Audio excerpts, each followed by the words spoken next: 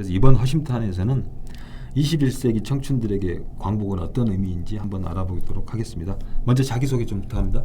저는 전남대학교 사학과에 4학년에 재학 중인 윤동현입니다. 예. 네, 저는 전남대학교 사학과 4학년에 재학 중인 이수민이고요. 역사 콘텐츠 제작팀 광희에서 리포터 역할을 맡고 있습니다. 예. 네.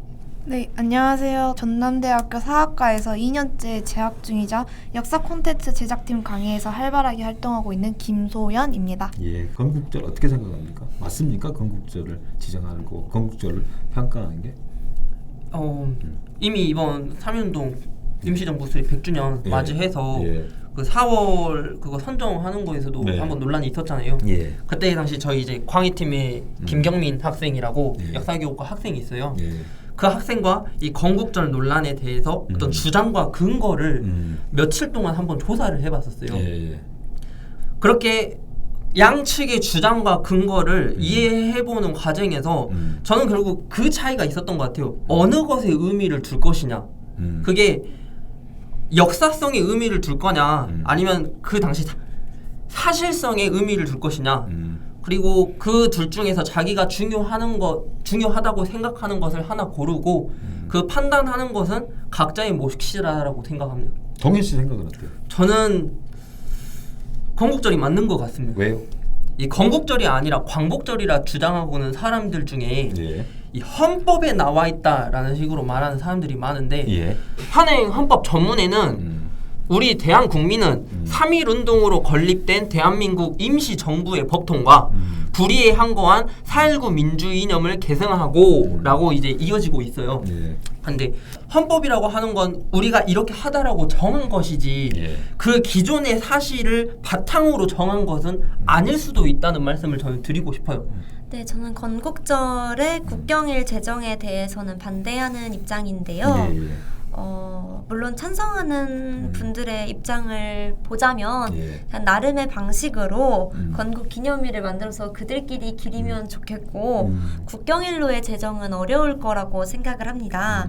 이제 만약에 건국절을 만든다면 광복절을 없애고 이제 그 자리를 대신하게 되는 것일 텐데 그렇다면 우리가 여태껏 그 광복절의 정신을 이어온 것을 약간 부정하는 게 되는 게 아닐까라는 생각을 해서 저는 현행대로 가는 게 맞다고 생각합니다. 소연 씨는 어때요? 저의 좀 너무 앞서는 걱정일지도 모르겠지만 광복절을 잊어버리게 되고 이를 보면 이제 단독 정부 수립 이전의 역사를 잊고자 하는 것 같은 느낌이 들었어요. 건국절을 이렇게 국가의 기념일로 지정하는 거는 조금 아직은 무리가 있을 것 같아요. 우리가 일제 강점기에 있었지만 대한민국의 자주성을 선포한 그날을 기려서 지금부터 대한민국은 세워졌다. 네. 이런 의미에서 이제 건국절을 얘기하는 것 같아요. 그래서 건국절을 이야기하는 것은 대한민국의 정통성과 법통은 1919년에 대한민국 상임 임시정부에서 비롯됐다. 네. 이런 그 얘기를 하는 것 같아요. 그래서 그 이후에 세워지는 이제 남한 단독 정부의 수립에 대한 역사성의 평가 이런 것들하고 서로 맞물려서 여러 가지 의견들 충돌이 있는데 우리나라 같은 경우에는 여러 가지 그 굴곡이 많은 나라이기 때문에 진영 논리 그다음에 사관의 같은 그 충돌들이 많아서 논쟁들이 많은 그런 국가인 것 같아요, 사실은. 네. 그래서 광복 74주년 뭐 아베 도발 이후에 여러 가지 생각을 하게 된 그런 상황인데 중요한 건 대학생들이 미래를 위해서 더 많은 고민을 하고 있는 그런 이유가 아닌가 그런 생각도 합니다. 그래서 광복절 이번엔 좀 더 남다른 의미로 태극기를 좀 걸었으면 하는 생각입니다. 예, 감사합니다. 이상 허심탄회였습니다. 감사합니다. 감사합니다. 감사합니다.